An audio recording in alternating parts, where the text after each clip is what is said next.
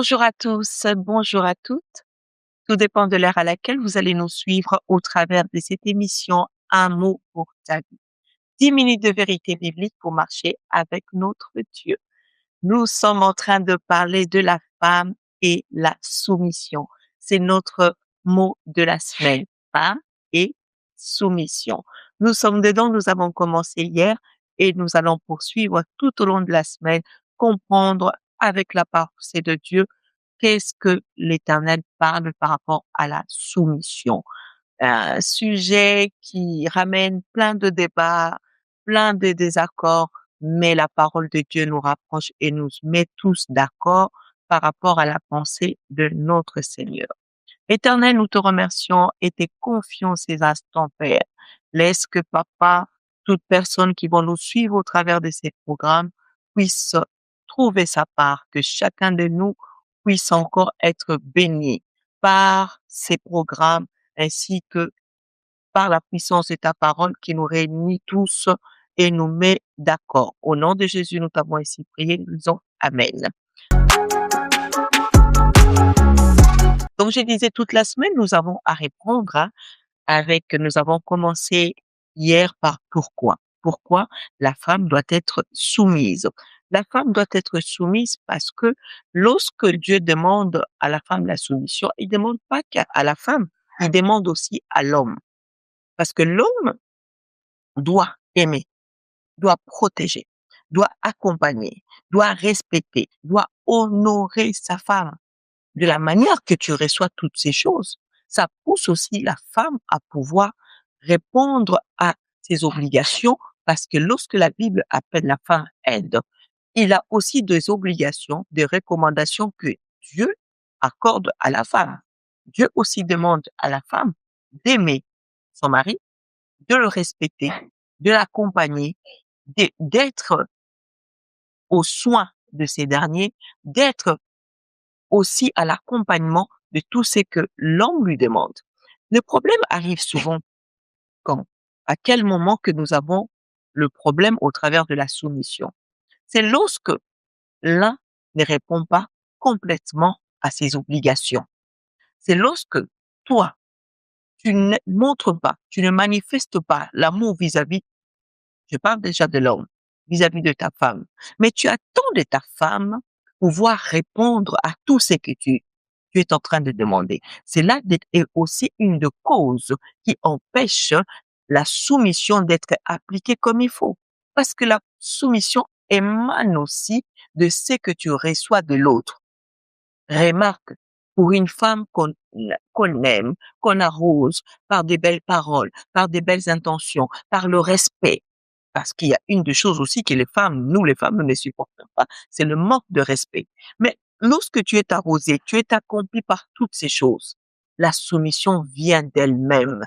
Tu n'as pas même besoin qu'on te dise, sois soumise, fais ceci, c'est toi-même. Parce que tu vois déjà tout ce que ton mari ou ton époux est en train de te donner. Cela te pousse à être soumise. Les hommes, c'est un secret.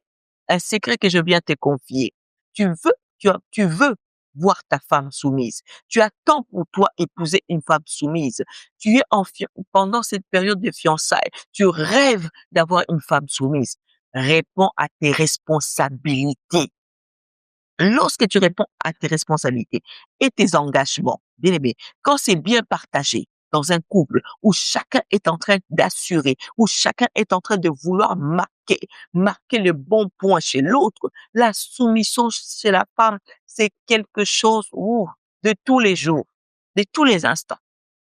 Beaucoup de fois, il faut se poser des bonnes questions. Pourquoi est-ce que ma femme n'est jamais soumise? Quand je regarde la femme de mon collègue, quand je regarde la femme de mon frère, je vois que cette femme est soumise. Mais pourquoi la mienne n'est pas soumise? Est-ce que toi, homme, tu honores tes responsabilités? Imaginons un exemple tout simple. Quand un enfant ou quelqu'un, pas simplement un enfant, quand je viens à chaque fois te demander quelque chose, quand je te demande la chose, tu me la donnes. Je te demande la chose, tu me la donnes. Mais quand toi, tu viens me demander, moi, je ne veux pas te donner. Penses-tu que tous les jours, quand tu viendras, je te donnerai? Tu demandes la soumission. Donne aussi ce que l'Éternel demande pour toi. Tu verras que tout cela va être en équilibre. Bien-aimé, une famille équilibrée, une famille qui vit l'équilibre, c'est une famille où les responsabilités, ou les recommandations du mariage, de tout ce que Dieu a demandé à l'homme et à la femme sont respectées et sont suivies à la lettre. C'est ce qui fait de la femme une femme soumise. Et nous devons aussi comprendre cela. Maintenant, aujourd'hui, nous voulons parler un peu à qui. À qui la femme doit être soumise. J'avais dit aujourd'hui, c'est de réponse à toutes ces questions-là. À qui la femme doit être soumise. Allons-y dans les épîtres. Éphésiens, chapitre 5, au verset 22. Il est écrit, femmes, soyez soumises à vos maris comme au Seigneur. La Bible dit, femmes, soyez soumises à vos maris comme au Seigneur. Nous comprenons que la première des choses, la première idée qui nous vient en tête quand on dit à qui la femme doit être soumise, c'est d'abord au Seigneur. C'est d'abord au Seigneur. Femmes, soyez soumises à vos maris comme au Seigneur. D'emblée, c'est d'abord la soumission auprès du Seigneur. Une femme qui arrive à assurer la soumission qui lui est recommandée, c'est une femme aussi qui est au pied de l'époux, qui est au pied de notre Seigneur Jésus. Lorsque tu as du mal à te soumettre au Seigneur, tu auras aussi du mal à te soumettre à ton mari. C'est pourquoi les femmes, nous devons premièrement être soumises à notre Seigneur, à notre Créateur, à celui qui a fait de toi femme. Est-ce que tu obéis? Est-ce que tu es appelée une femme soumise auprès du Seigneur? La première personne, c'est le Seigneur. Et le Seigneur attend cela de toutes les femmes. Le Seigneur veut cela sur toutes les femmes. Femmes, quand je dis femme, c'est tout mélangé dedans. Filles, jeunes filles, tout, nous tous, nous toutes, nous sommes appelés à la soumission auprès d'abord de notre Seigneur. Deuxièmement, la Bible dit à qui? C'est à nos maris. À nos maris femmes, nous sommes appelés à la soumission. Mais une soumission adaptée à la parole de Dieu. Si nous allons montrer la soumission dans le cadre du mariage, la Bible ne dit pas que la femme doit être soumise à tous les hommes. Elle doit être soumise d'abord à son mari. Respecter l'autorité de son mari dans le foyer. Il faut que les femmes arrivent à respecter cela. Parce que l'Éternel nous le recommande. Ton mari reste celui qui t'a épousé. C'est lui à qui tu dois du respect. C'est lui à qui tu dois de considération. C'est lui à qui tu dois l'obéissance. La soumission nous est recommandée de pouvoir respecter leur autorité. Dans la maison, l'homme reste le chef de la maison et il a l'autorité sur sa femme, sur ses enfants.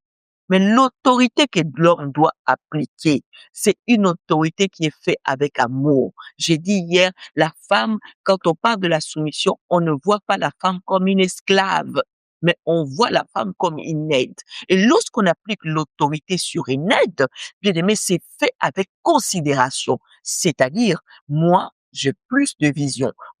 C'est moi, le mari. C'est que quand je parle, cela est accompagné avec amour. Et toute chose qui est l'autorité d'ailleurs, là je m'arrête simplement à l'autorité. L'autorité qui est adaptée avec l'amour, c'est la soumission assurée. Alors, bien aimé, nous allons continuer à parler de la femme et la soumission encore demain. Pour aujourd'hui, nos 10 minutes sont écoulées. Je m'arrête là. En tout cas, soyez bénis. N'oubliez pas de vous abonner, de liker, de partager et de laisser un commentaire pour la gloire de notre Seigneur. De ma part, je vous souhaite une excellente journée ou soirée.